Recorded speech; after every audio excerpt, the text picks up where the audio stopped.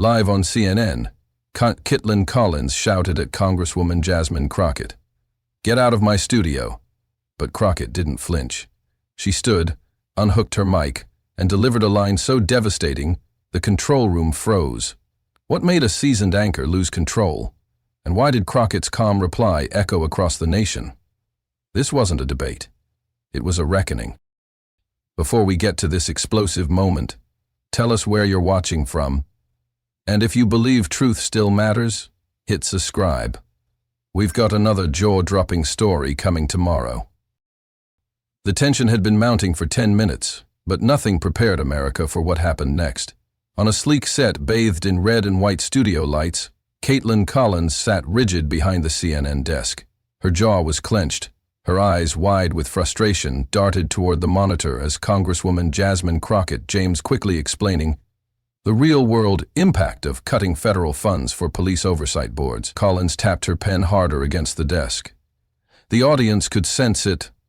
This wasn't going to be another routine debate. Something inside Collins was about to snap. Congresswoman Crockett sat poised in a deep burgundy blazer, her posture straight, her voice steady. She wasn't raising her tone. She wasn't making accusations. She was just telling the truth, the kind of truth that made networks nervous. "I'm not here to entertain myths," she said softly. "I'm here because real families don't survive traffic stops." The studio fell uncomfortably silent. Collins's cheeks flushed pink. She fidgeted with her earpiece. She tried interrupting twice. Crockett waited each time, calm, professional, unbothered. And then it happened. "I've had enough," Collins snapped, her voice cracking on live television. "This is my show. You don't get to filibuster here. You don't get to rewrite the facts. Get out of my studio." The words hit like a slap across the screen. You could hear the audience gasp. Even the sound engineer's hand audibly bumped a knob. For 2 seconds, everything froze. Jasmine Crockett didn't blink. She slowly reached up, unclipped her microphone, and laid it on the desk. Then she stood. 1 second. 2. Then, with the weight of 1,000 silenced voices behind her, she looked Collins dead in the eye and said, "If the truth makes you this uncomfortable, Kaitlan, maybe it's your seat that needs to be vacated." Gasps. Again. No one moved. Collins's eyes widened. Her lips parted, but no sound came out. A single camera zoomed in on Crockett's face, composed, firm, unshaken. No theatrics, just conviction. And then she walked. Slowly, not storming out, but exiting with the kind of grace that doesn't need applause to carry power. The control room didn't cut to commercial. They couldn't. The director's hand hovered over the switch, frozen. The screen went black. Kaitlan Collins was supposed to be CNN's golden gamble, a meteoric rise from the conservative Daily Caller to the national spotlight. Her journey was as much about reinvention as it was ambition. Hired young, brash, and unapologetically combative, she was promoted as a sign that CNN could adapt to younger audiences while holding on to the prestige of legacy media. She was blonde, blunt, and built for confrontation. At least, that's how the network sold her. But what the executives didn't account for was how often the confrontation turned into condescension. Her early interviews were raw, but effective. She interrupted, she challenged, and she poked at power. But something shifted once she entered the primetime chair. Pressure mounted, viewership numbers dipped. The cable news wars had become brutal, and CNN's once loyal base was splintering. Kaitlan was told to make moments. Her producers leaned in during commercial breaks with notes like, "Push harder next segment," or "Make sure your name trends, not theirs." And trend she did. Often not for the right reasons.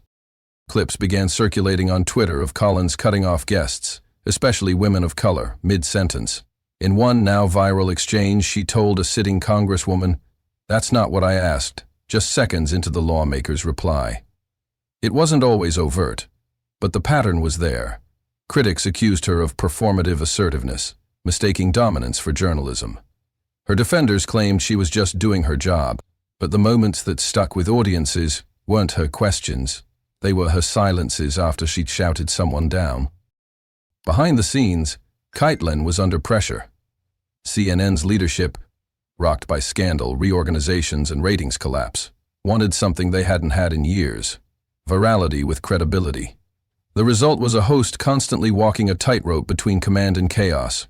She'd had shouting matches with Republican strategists and awkward exchanges with progressive leaders, but what she wanted most was a defining moment, a clip that would break the internet, secure her spot, and cement her as the next face of primetime journalism.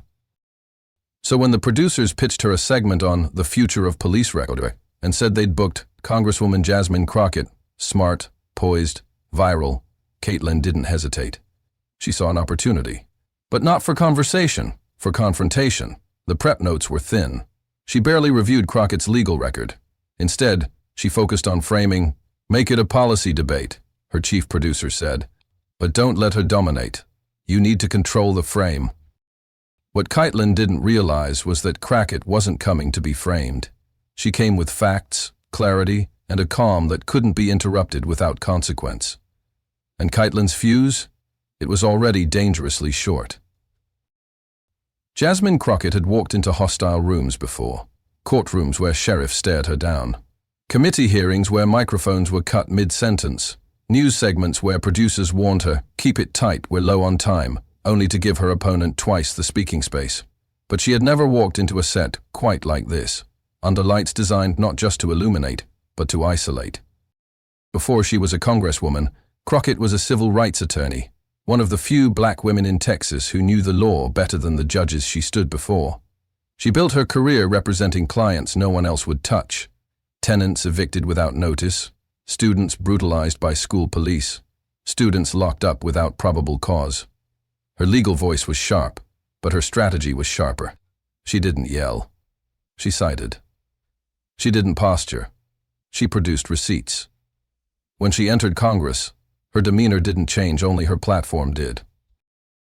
Crockett had become known for her calm dismantlings of chaos. When Rep. Marjorie Taylor Greene threw a racial jab on the House floor, Crockett's response, measured, surgical, trended for 3 days. When Fox News tried to ambush her outside the Capitol, she turned the camera around and posted the full footage herself. People followed her, not because she was loud, but because she was right, and she knew how to prove it. When her team told her CNN was requesting her for a segment on police funding, she hesitated. "Which host?" she asked. "Kaitlan Collins," they said. The room went quiet. A staffer muttered under their breath, "Collins doesn't interview. She corners." But Crockett accepted the invitation. "Then let's come with receipts," she replied, "and composure." In the days leading up to the show, her team did what they always did: research. They pulled up Collins's interview clips. They noted interruptions.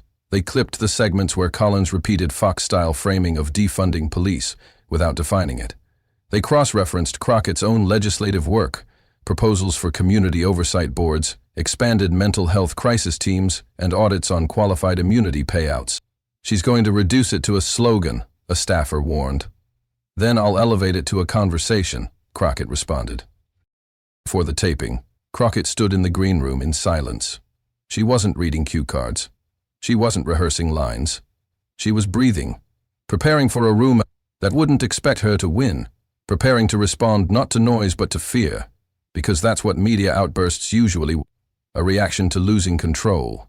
And Crockett had learned long ago, when the other side starts yelling, it's because your truth has already landed. When she stepped onto the stage and saw Kaitlan Collins across the desk, eyes sharp and posture stiff, she didn't feel small. She felt steady. And when the first question hit, loaded, slanted, barely concealed under a smile, Crockett didn't flinch. She listened. She paused. And then she began to speak, not for the host, but for everyone watching who'd been told their truth didn't fit the format. The lights were blinding. The stage set for primetime confrontation. Kaitlan Collins, sitting center stage at the CNN studio in Manhattan, was already armed with her notes. Red pen scribbles, highlighted sound bites, and crime statistics sourced from partisan think tanks. The topic on the chyron: police funding and public safety. Can the left be trusted? But the real headline hadn't happened yet. Kaitlan opened with what seemed like a standard lead-in. Congresswoman Crockett, you've supported reallocating police budgets in the past. Isn't that just code for defunding the police? Her tone wasn't inquisitive, it was performative, her words sharp, almost smug. She knew exactly what she was doing. This wasn't a discussion, it was a stage. Jasmine Crockett, seated with her trademark composure, nodded slightly and replied evenly. What I've supported, Kaitlan, is investing in what actually prevents crime, mental health care, education, and housing. Law enforcement is one part of the solution, but safety is broader than badges. Collins didn't let her finish. So you're saying police aren't important, she interrupted, her eyes narrowing with a familiar look. One that signaled she was hunting for a viral soundbite, not clarity. The panelists sitting off camera shifted slightly in their chairs. No, Crockett responded, her voice calm but firm. I'm saying that if we only talk about police and ignore root causes, we'll keep missing the bigger picture. Safety isn't just who shows up after harm. It's what we do to stop it before it begins. Kaitlan leaned forward. But violent crime is up in cities with progressive leadership. Isn't that proof your policies don't work? She flashed a stat on screen from a Crime Watch USA report, a group with ties to conservative PACs. It was misleading by omission, cherry-picking a spike in 1/4 of 1 year in a handful of cities and ignoring broader trends. But that wasn't the point. It wasn't about accuracy. It was about pressure. Crockett took a breath. That stat ignores the pandemic's global spike in crime and the fact that red states lead in violent crime overall. This isn't a left-right issue, it's a data issue, and frankly, Kaitlan, CNN should be more careful about context. The temperature rose. Collins smirked. You seem pretty defensive for someone who claims to want honest conversation. No, Kaitlan, Crockett replied with a slight shake of her head. I'm just used to being talked over instead of listened to. For a moment, there was silence. Then, Collins tried again, her tone now laced with passive aggression. It's just interesting that when people want real answers, we get political deflections. Crockett looked at her directly. No one's deflecting, but I won't let you distort my words to fit a narrative.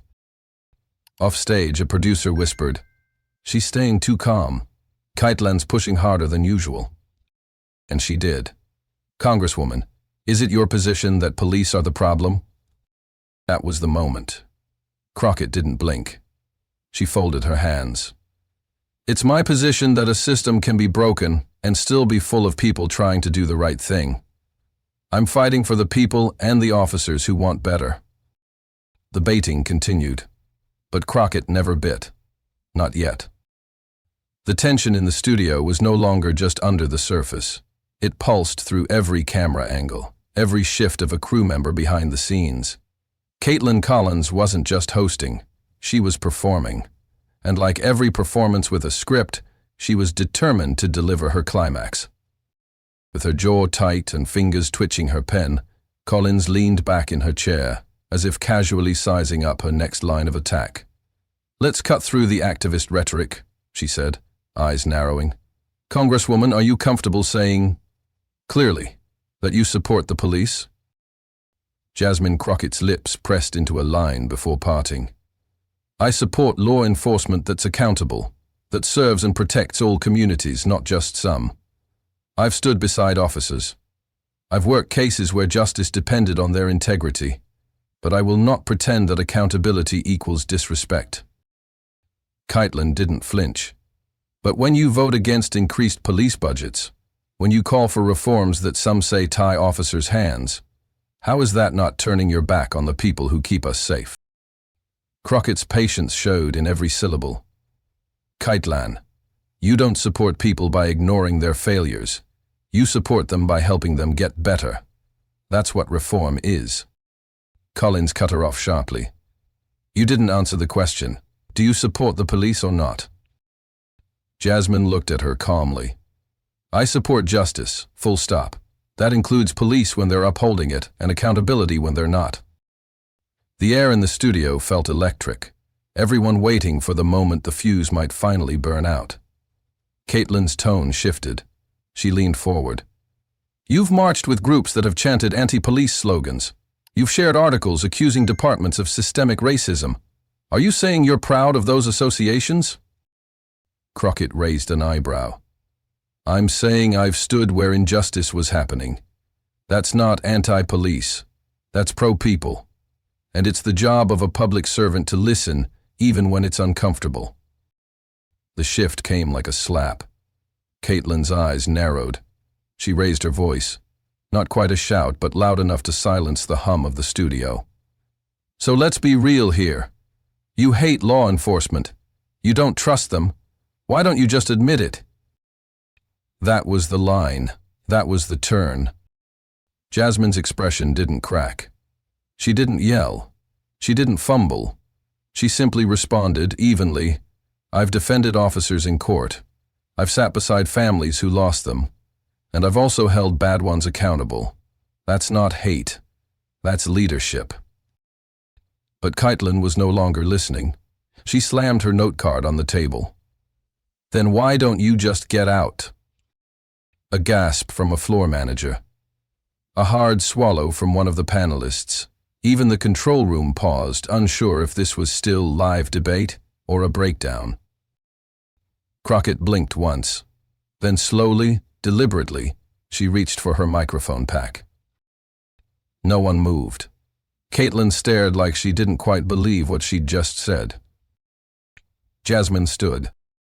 Jasmine Crockett stood slowly, her hands graceful, deliberate, not flustered, not rushed. The studio lights caught the gleam of the microphone cable as she unclipped it from her blouse and began winding it into her palm. Kaitlan Collins sat frozen across from her, lips parted, eyes darting between Crockett and the stunned crew.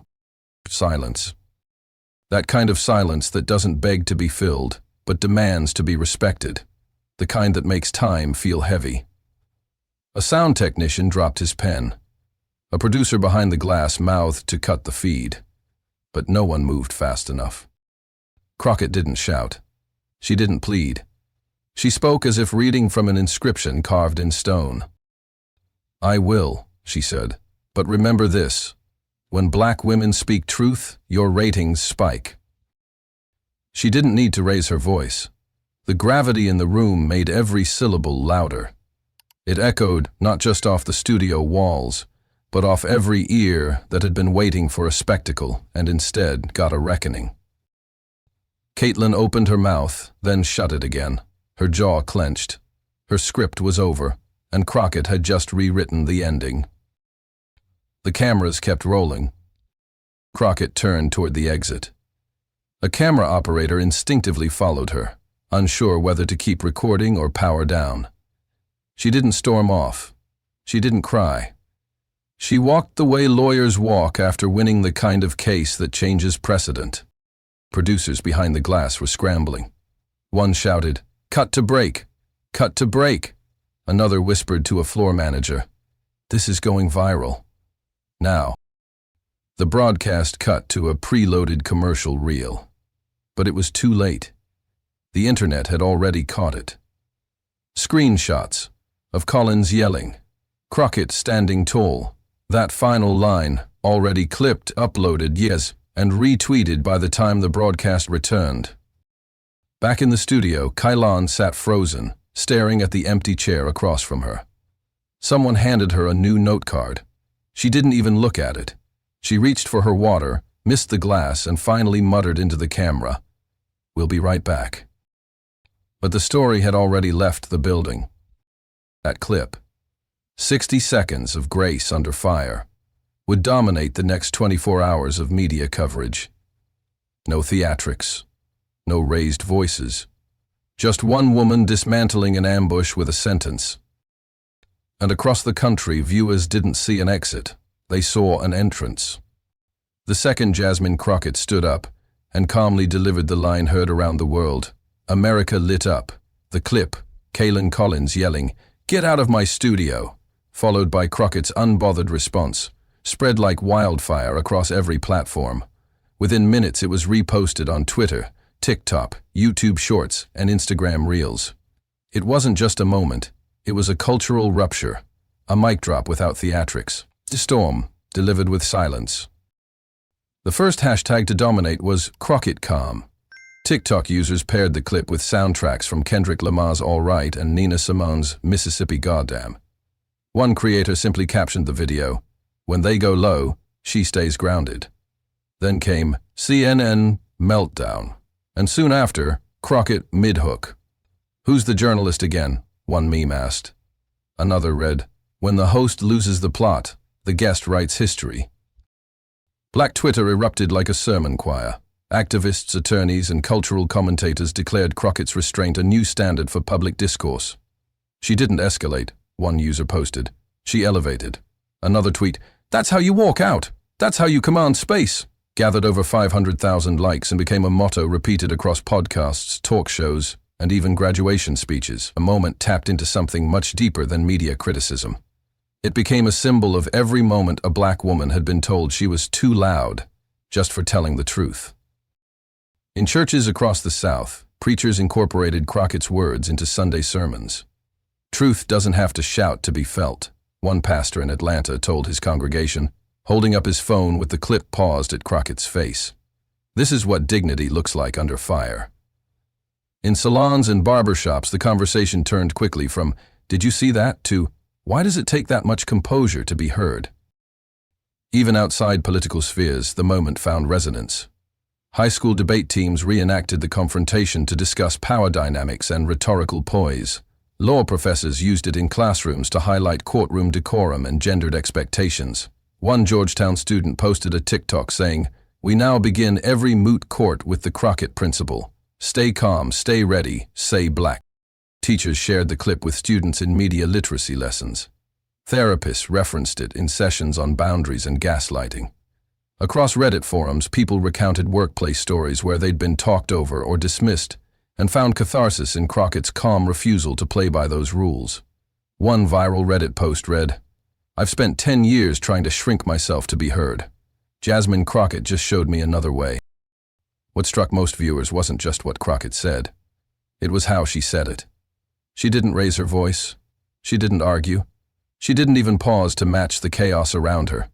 She simply stood, removed her mic, and delivered a line so potent that it cut through the noise like a scalpel. Her tone was steady, her message was clear, her body language spoke volumes. Even celebrities couldn't stay out of it. Viola Davis reposted the clip with the caption, "Queen behavior, every damn time." Oprah commented, "There are moments when a whisper is louder than a scream. This was one of them."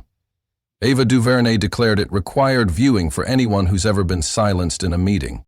By Thursday, over 60 million views had been tallied across platforms.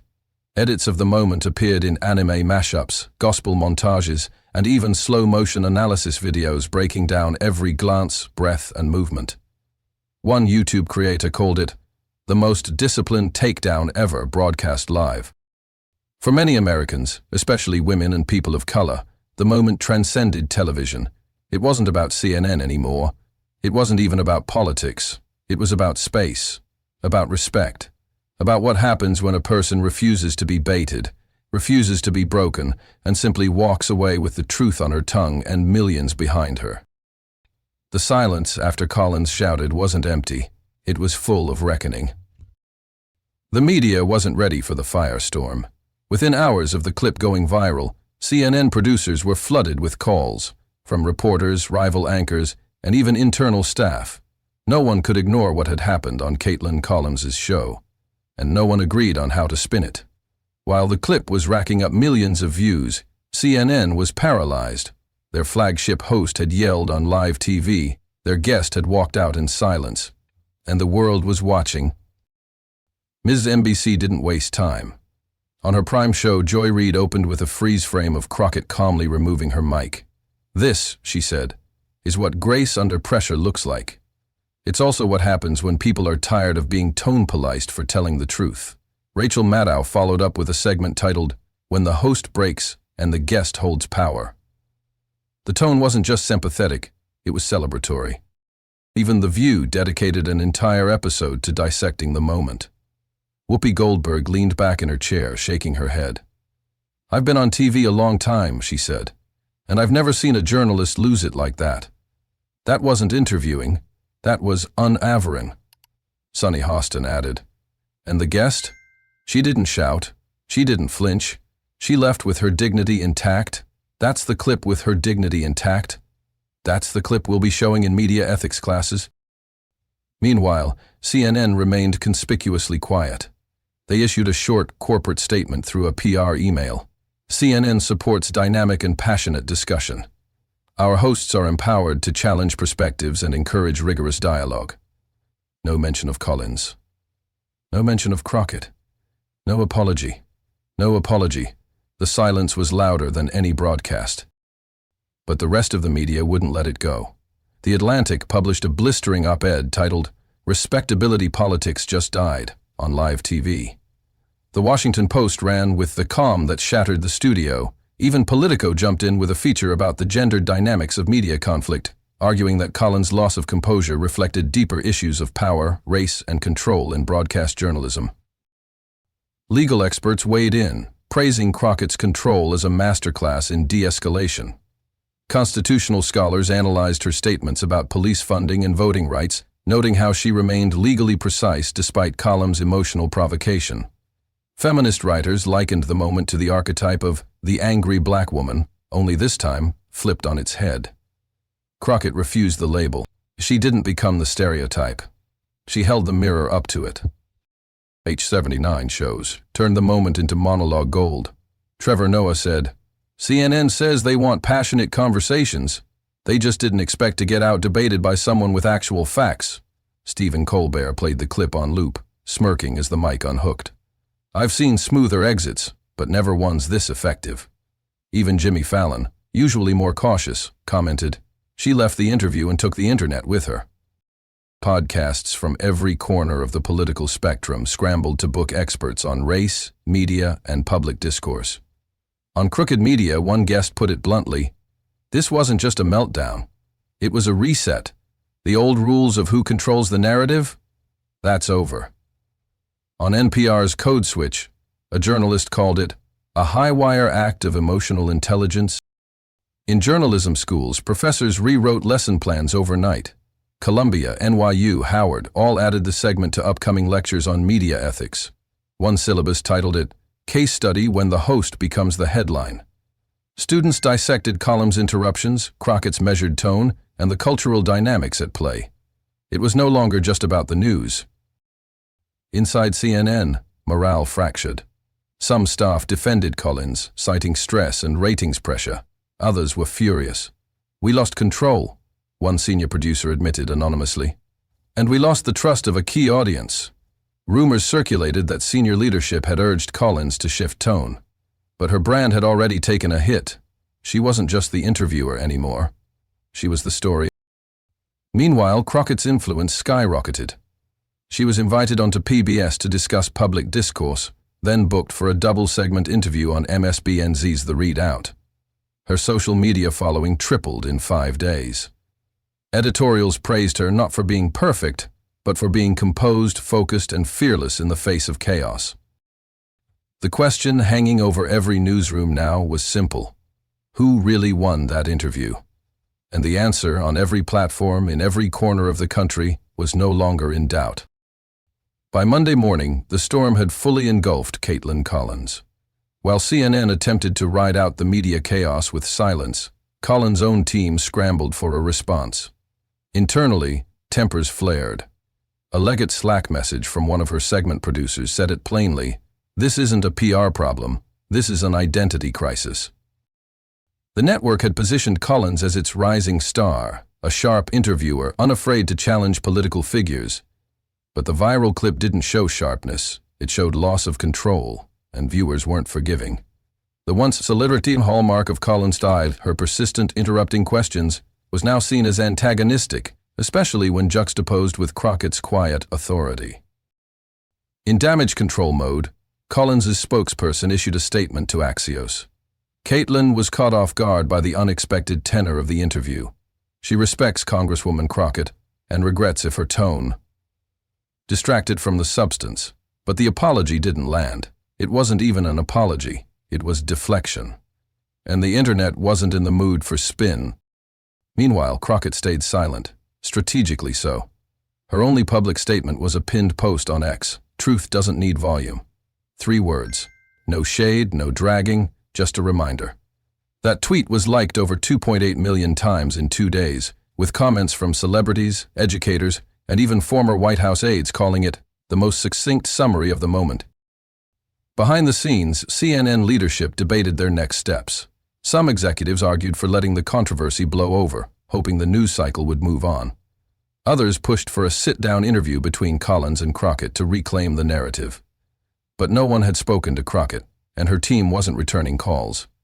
She didn't need CNN anymore. She had the nation's attention. Collins' next few broadcasts were noticeably different. Her tone was subdued, her questions softer. There were fewer interruptions, more awkward pauses. Guests seemed tense, unsure if they'd be next. One analyst even cancelled a scheduled appearance, telling colleagues privately, "I'm not walking into a trap for ratings." And those ratings were slipping. By Thursday, Collins's show had dipped below its typical audience benchmark by 11%. In contrast, Crockett's interviews on MSNBC and NPR had outperformed their respective time slots by record margins. Cable audiences were shifting in real time, and they were voting with their oats. Meanwhile, reputational fallout followed Collins across industries. A university panel on journalism that had slated her as keynote quietly replaced her with another speaker. A major women in nonprofit postponed an award she was due to receive, citing the evolving nature of the conversation. Even some CNN colleagues distanced themselves, offering muted responses or no comment when asked about the confrontation. But the most telling blow came from within. A CNN staffer leaked an internal email from a senior executive. "We need to reevaluate what tone works for this moment in media. Audiences are changing, so should we." That line was interpreted by many as a warning shot, both to Collins and to others inside the network leaning on outdated tactics. By the following week, Jasmine Crockett was everywhere. She guest-hosted a podcast on media bias, headlined a panel on Black women in public leadership, and was invited to join The Late Show for a sit-down with Stephen Colbert. During that interview, Colbert asked her directly, "Did you expect her to snap?" Crockett replied, "No, but I expected her to listen." The audience erupted in applause. Collins, meanwhile, remained on air. But her confidence was clearly shaken. Where she once leaned into rapid-fire interrogation, she now tiptoed. She corrected herself mid-questions. She smiled more, but it felt forced. The audience noticed. So did her guests. The confrontation had triggered more than a meme. It opened a conversation about power and media, about who gets to ask the questions and who gets to walk away with the final word. Collins had tried to control the moment. Instead, she lost it. And Crockett, with one calm exit and one unforgettable line, had redefined what it meant to hold space on national television. By the end of the month, Crockett's mic drop wasn't just a moment, it was a movement. The moment Jasmine Crockett exited the CNN studio didn't just shift the political conversation. It ignited a cultural reckoning that rippled across communities, classrooms, and corporate America.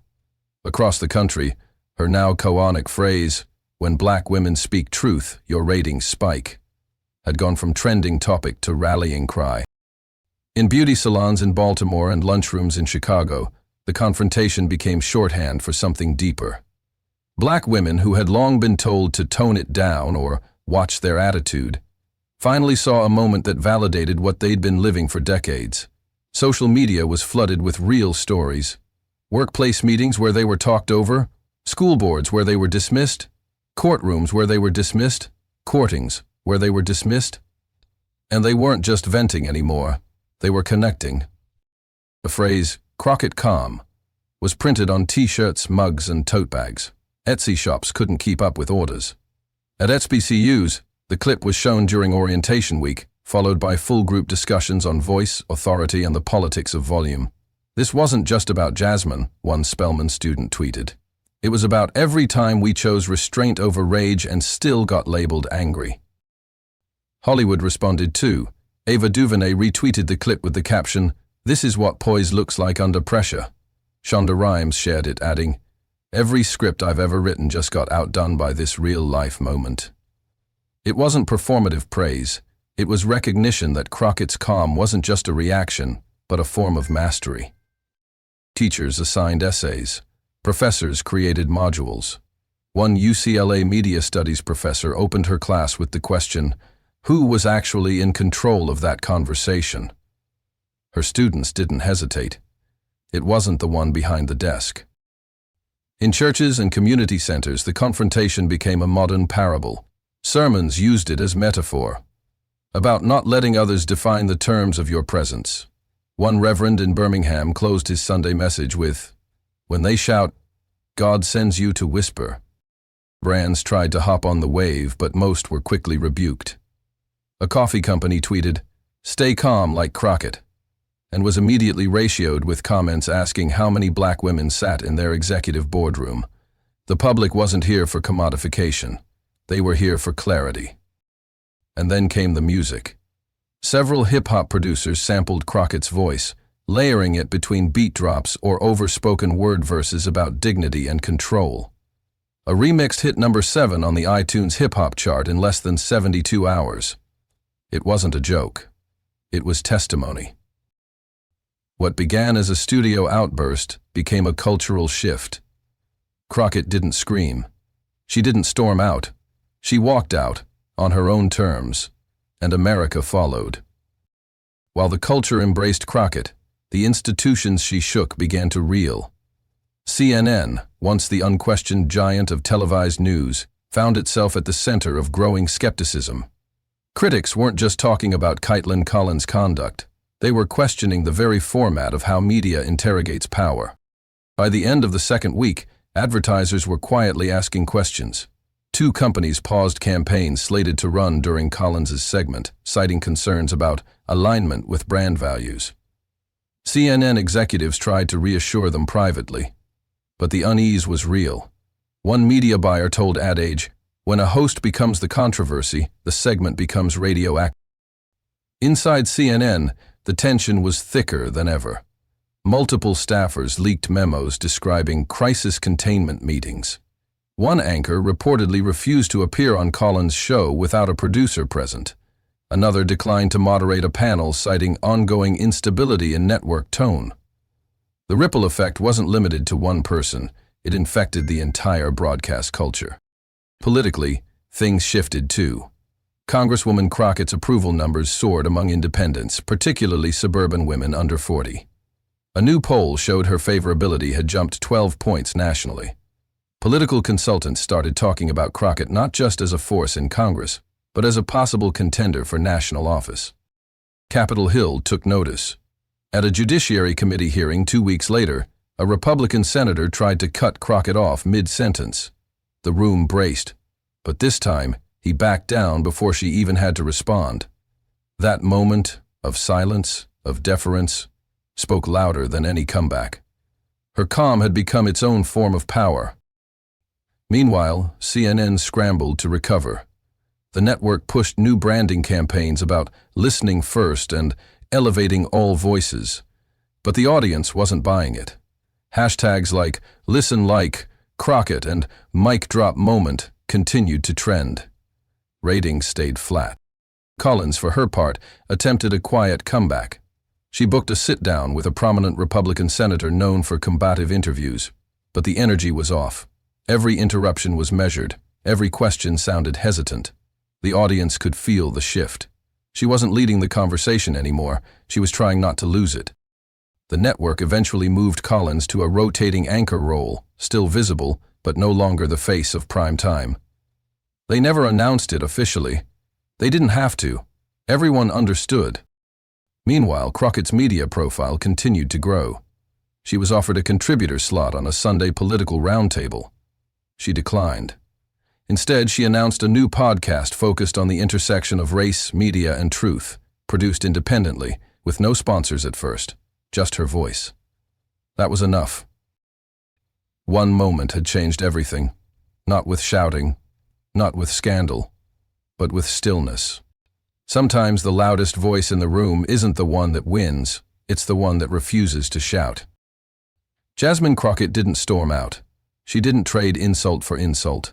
She didn't slam the table or shout over a host desperate to maintain control. She simply stood up, looked Kaitlan Collins in the eye, and reminded America what leadership actually looks like: composure, truth, and strength in silence.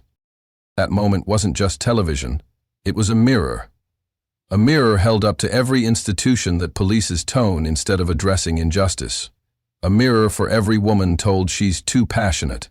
A mirror for every guest invited into a space just to be disrespected. And in that reflection, millions saw themselves. And they saw a way forward. This wasn't about ratings. This wasn't about who won a debate. This was about reclaiming dignity in a space built to strip it away. It was about reminding people that you don't have to match chaos with chaos. You can meet it with clarity. You don't have to yell to be heard. You just have to mean what you say and stand in it, fully.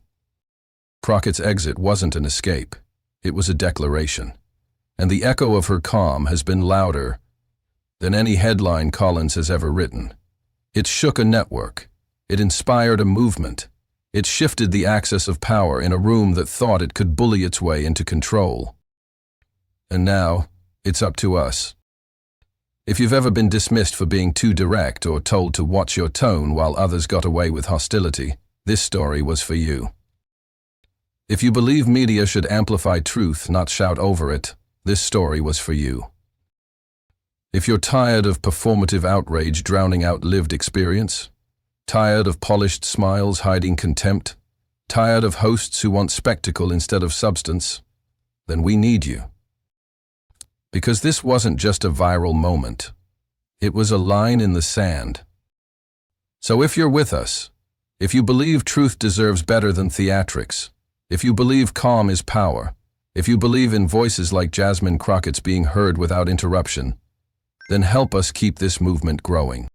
Share this video. Comment with the hashtag #CrockettCalm and tell us how this moment resonated with you. Subscribe to Agora Files for more true stories that hold power accountable, without shouting, without spin. Because when we amplify truth, even in whispers, it echoes.